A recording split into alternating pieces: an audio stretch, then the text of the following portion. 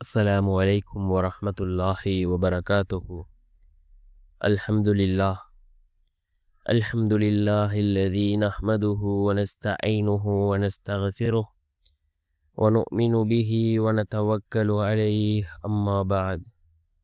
அன்பிற்குரிய அல்லாஹ்வின் நல்லடியார்களே, அன்பு சகோதரர்களே, நாம் தொடர்ச்சியாக பார்த்து வரக்கூடிய துஆக்களினுடைய திக்ருகளினுடைய தொகுப்பில் இன்று நாம் பார்க்க இருக்கின்ற விடயம் என்னவென்றால்,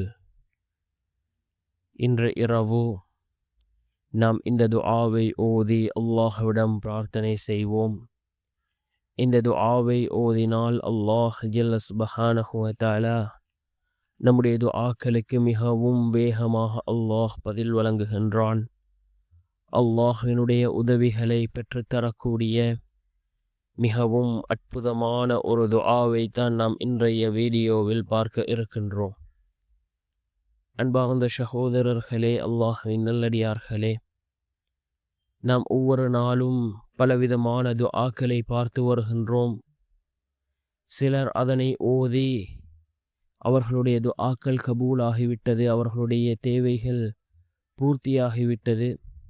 இன்னும் சிலர் இந்த துஆக்களை ஓதுகிறார்கள், அவர்களுடைய துஆக்கள் அல்லாஹ்விடத்திலே கபூலாகுவதில்லை என்று கூறுகிறார்கள். நம்முடைய துஆக்கள் அல்லாஹ்விடத்திலே கபூலாக வேண்டுமா? யகீனோடு இஹ்லாஸோடு நாம் கேட்கக்கூடிய துஆக்கள் அல்லாஹ்விடத்திலே கபூலாகும். நாம் ஓரிரு தடவைகள் துஆக்களை கேட்டுவிட்டு என்னுடைய துஆ கபூலாகவில்லை என்று கூறுவதை விட, நம்முடைய துஆக்கள் கபூலாகும் வரை தொடர்ச்சியாக நாம் அல்லாஹ்விடத்தில் பிரார்த்தனை செய்வோம்.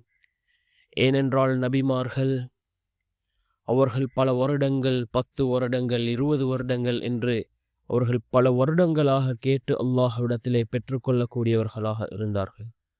அன்பார்ந்த சகோதரர்களே, அல்லாஹ்வின் நல்லடியார்களே, நாமும் அதே போன்று தொடர்ச்சியாக ஓதி அல்லாஹ்விடம் பிரார்த்தனை செய்வோம்.